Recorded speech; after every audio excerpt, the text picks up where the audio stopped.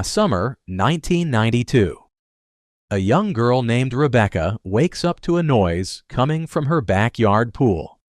She looks out the window and sees the sound is coming from a toy boat floating in the water.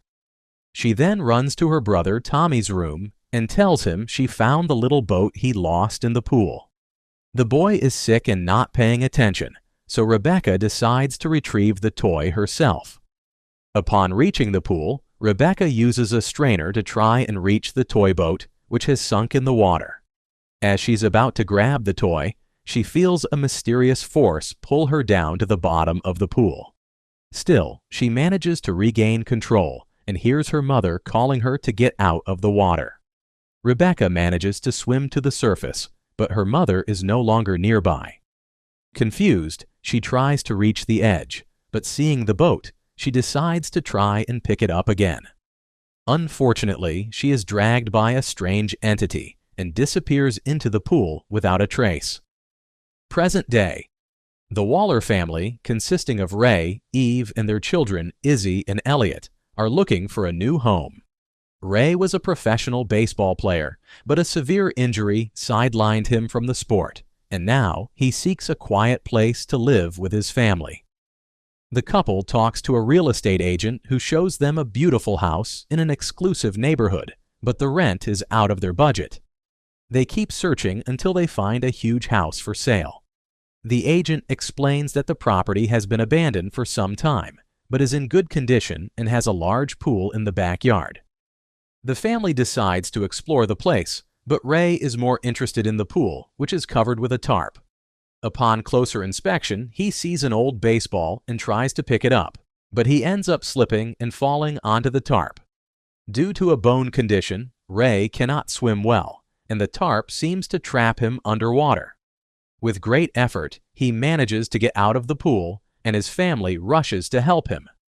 They finally decide to give up the idea of buying the house. The next day, Eve takes Ray to another doctor's appointment. Unfortunately, the diagnosis is disheartening. Ray's condition has evolved from an injury to multiple sclerosis. This means the former player will have to step away from baseball indefinitely and will only be able to practice lighter sports like swimming. After the appointment, Ray suggests buying the house with the pool, thinking it could help in his recovery, and Eve agrees. Days later, the family begins to move into the new house. After organizing everything, the four of them work together to renovate and clean the pool. Ray is in charge of cleaning the drain, but as he puts his arm in, he ends up cutting his hand deeply. Despite the wound, he manages to pull his arm out, but dark water soon begins to seep out, scaring everyone. Later, the couple calls technicians to check the pool. The team leader explains that they were lucky, as the pool is natural and self-sustaining, fed by an underground spring, something rare nowadays. The technicians clean the entire pool, and with the water ready, the family decides to swim and enjoy the moment. Ray soon feels the benefits of the pool, noticing his body lighter and more flexible while in the water. Despite this, he cannot forget his baseball career. At night, Ray goes to the garage to look at old trophies and photos. Meanwhile, Eve checks the house expenses, but decides to relax in the pool. While swimming, she notices Elliot's cat observing her from afar, seemingly scared of something. Still, she continues until she thinks she sees Ray standing near the pool with his cane. Startled, she looks again, but no one is there. The situation becomes stranger when the lights mysteriously begin to go out, and Eve decides to return to the house. In the room, she asks Ray if he was in the pool, but he says he's been sleeping in bed for a while and dismisses the topic, going to sleep. But the cat remains restless near the pool. It lies on the diving board and sees a toy boat floating in the water, very similar to the one Rebecca saw years ago. It is then revealed that this is the same house where the girl lived before mysteriously disappearing. The next morning, it seems the cat met the same fate, as the family finds only its collar floating in the water. Ray picks up the collar and investigates the house, but notices that after touching the pool water, the wound on his hand has completely disappeared. Surprised, he sees Elliot's sadness at having lost the cat and decides to cover the pool with a tarp just as a precaution. However, in the middle of the night, Ray decides to swim in the pool again, feeling better than before. His improvement is confirmed in the next routine examination, where the doctor reports that Ray's recovery is occurring unusually. The news leaves Ray and Eve happy, as there is a possibility that he may resume his sports career. Later, the family gathers at home, and Elliot invites his father to swim with him.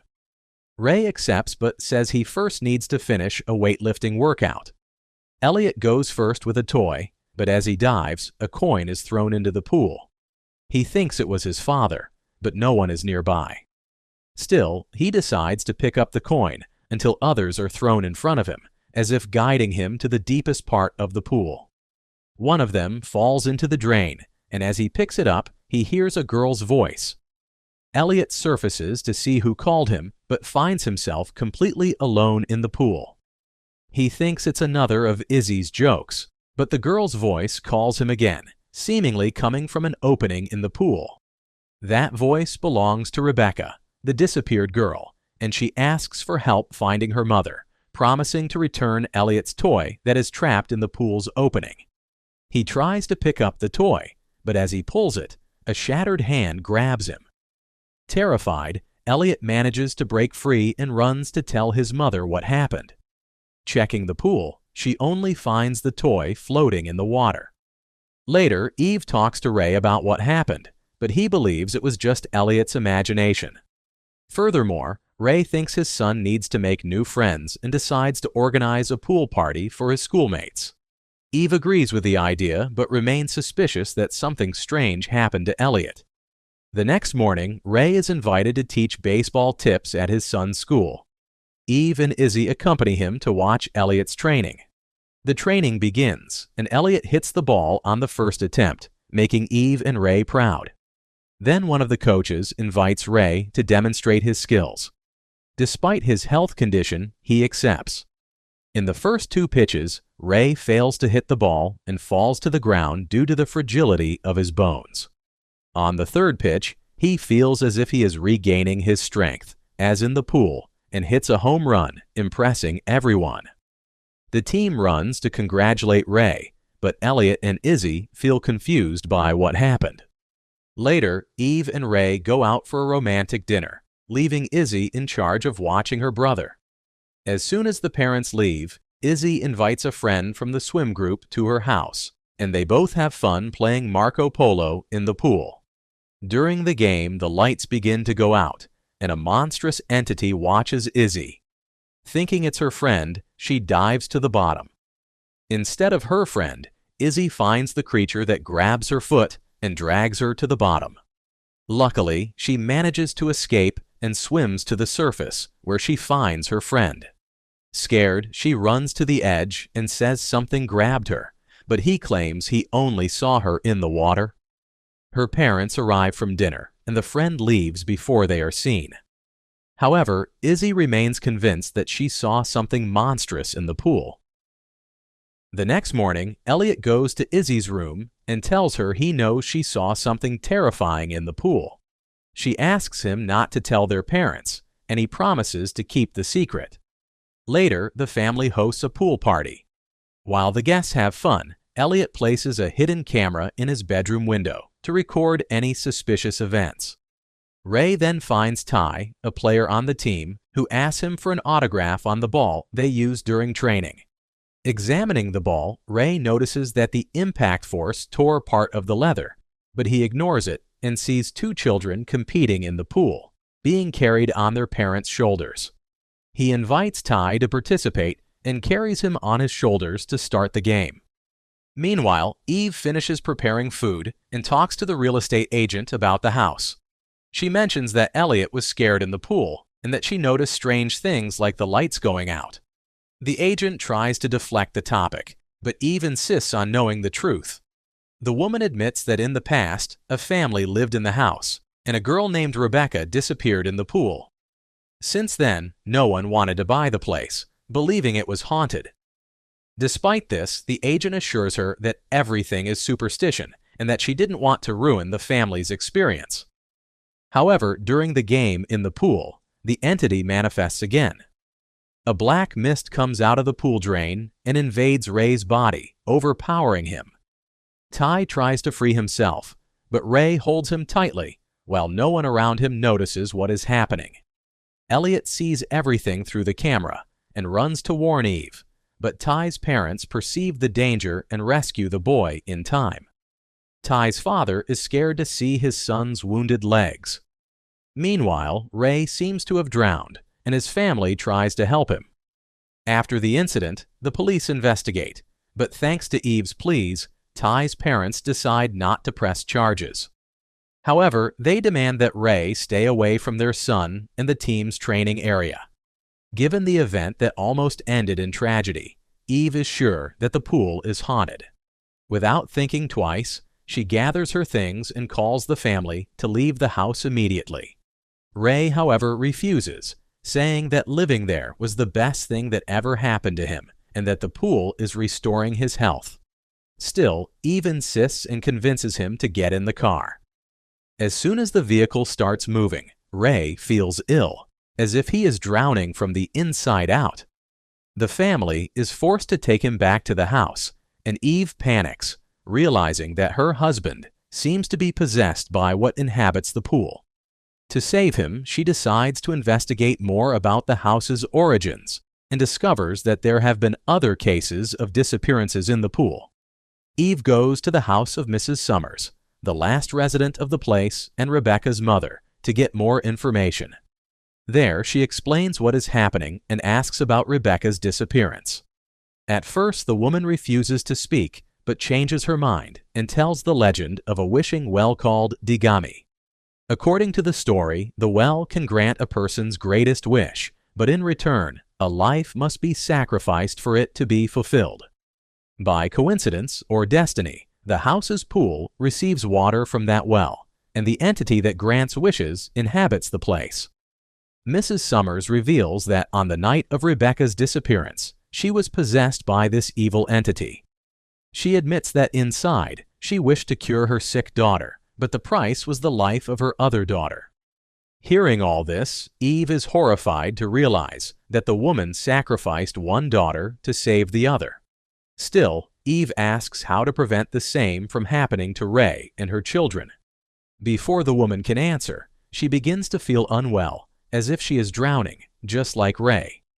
Eve tries to help her, but the woman seems possessed, and dark water begins to come out of her eyes, nose, and mouth. Mrs. Summers says that the wishing well will soon claim the price of sacrifice, and that the cycle will continue forever.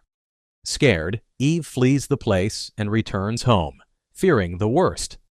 She tries to call Ray, but he is in the shower, being dominated once more by the demonic creature in the pool.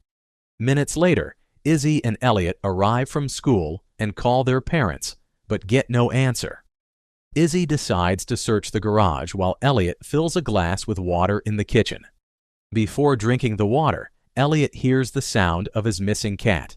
He heads towards the pool, leaving the glass on the counter, which is pushed by an invisible force until it falls to the ground.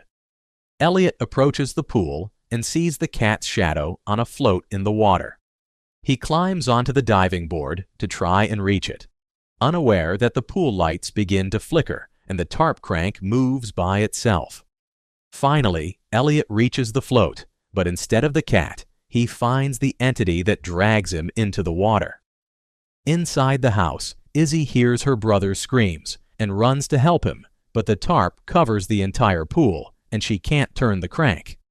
Shortly after, Eve appears to help, and realizing that neither of them has enough strength to remove the tarp, she decides to jump into the water to look for her son.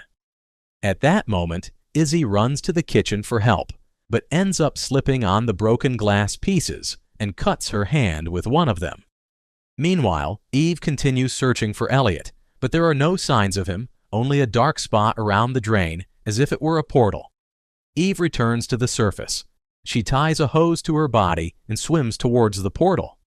She doesn't know that her daughter is also in danger, as Ray, possessed by the entity, appears before her. Ray pushes Izzy to the ground, and says that Elliot has been chosen as the pool's sacrifice. Eve refuses to accept it and hides in the garage while her father goes after her. Back in the pool, Eve manages to pass through the portal and finds Elliot unconscious in the water. She rescues him, but as she swims to the surface, several souls trapped in the water try to stop her. Eve escapes from them but ends up getting lost in the darkness and cannot find her way back. Then the spirit of Rebecca appears and shows her the way back to the real world. With the girl's help, Eve manages to return safely, but Elliot is not breathing. She tries to perform CPR to revive him, but Ray appears behind her and attacks her, saying that she cannot prevent the sacrifice. It seems like the tragic end of the Waller family.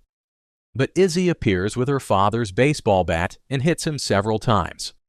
Ray falls to the ground, and for a brief moment, he is freed from the entity's control.